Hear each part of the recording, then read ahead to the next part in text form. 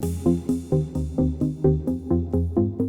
first thing to say about all of this is that 5.0 is going to start. They keep calling it the end of 2016. I'm guessing, I don't know what you thought, Mark, but I think it was sort of alluded to that it was probably somewhere around December 1st, December 15th, something like that, kind of right around Thanksgiving, maybe just after. Yep. I think they're being a little tricky about it because they want to have kind of a soft start, I think, in order to kind of test out the program a bit before they get a whole crew of folks jumping on all at the same time. But then 4.0, which is the current version, is going to go 18 months past that. So 4.0 has a hard deadline of June 30th, 2018. So you could, if you started in 4.0 now or soon, you would have at least, well, if you started now, you'd have at least 2 years, more than 2 years to finish in 4.0. But you can also start in 4.0, go for a few exams that way, transition from 4.0 into 5.0, and then finish in 5.0. Or you can just wait until sometime at the end of 2016 and start and do it all in 5.0. So there's a lot of options there. The only option you don't have available to you is you can't go backwards. You can't go do a 4.0, do a 5.0, then go back to a 4.0.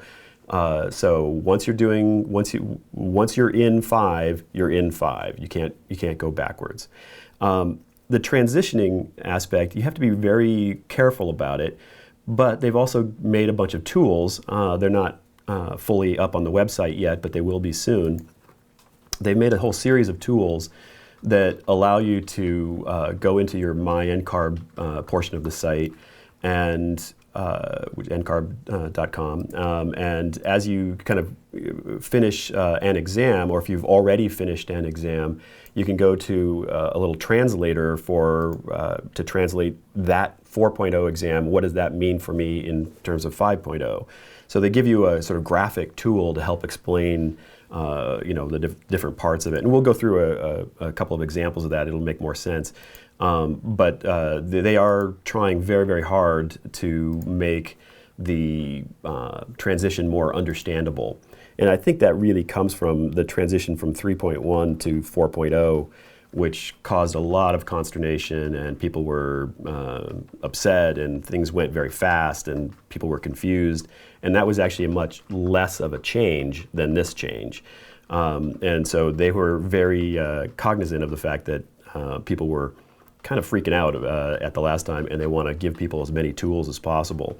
So that means there's going to be a bunch of tools out there available to you, which is great. Like I said, they're not up on the website just yet. There's a few, but some of the more robust ones are not up on the website just yet, but they'll be there soon. My guess is sometime in the summer they'll start having that stuff really fully up and running. So 5.0 starts in a few months. 4.0 has a full 18 months of overlap, and then eventually it'll be gone. You do want to be very careful about those transitions because very few of the exams have direct corollary relationships.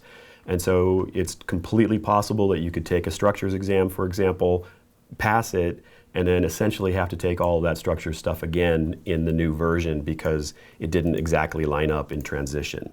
So you just want to be very strategic and careful about it. Or just take them all in 4.0 or take them all in 5.0.